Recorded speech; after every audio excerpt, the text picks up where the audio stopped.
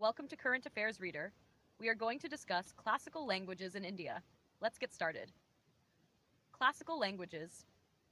Currently, India has 11 languages recognized as classical languages. The government of India began recognizing certain languages as classical languages, Shastriya Bhasha, in 2004. This recognition is given to preserve their ancient literature and cultural legacy. Initially, the Ministry of Home Affairs granted classical language status to languages. Later, the Ministry of Culture took over the responsibility for implementing the future recognition of languages. The government provides classical languages with financial support for research, academic chairs, and preservation. The 11 classical languages and their recognition years. Tamil got classical language status in 2004. It is the first classical language in India. Sanskrit in 2005. The Ministry of Home Affairs granted classical language status to Tamil and Sanskrit. Kannada in 2008. Telugu in 2008. Malayalam in 2013. Odia in 2014. Marathi in 2024. Pali in 2024. Prakrit in 2024. Assamese in 2024. Bengali in 2024. Kannada, Telugu, Malayalam, Odia, Marathi, Pali, Prakrit, Assamese, and Bengali were conferred classical language status by the ministry. Criteria for getting classical status was established in 2004 and changes were made in 2005. The Indian government used three main criteria to grant a language classical status. They are: criteria number 1, high antiquity. Texts or recorded history must span a period of 1500 to 2000 years.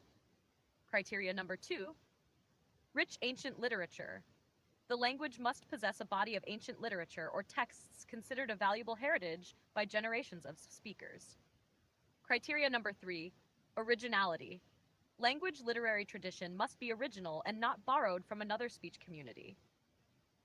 Additionally, the classical languages and literature could be distinct from its current form or could be discontinuous with later forms of its offshoots, which means the ancient form of the language may be quite different from the modern form spoken today. The language has changed significantly over time. In 2024, the Ministry of Culture and the Linguistic Experts Committee changed the criteria for granting classical language status. New criteria: high antiquity. Texts or recorded history must span a period of 1500 to 2000 years. Rich ancient literature. The language must possess a body of ancient literature or texts considered a valuable heritage by generations of speakers. Knowledge texts.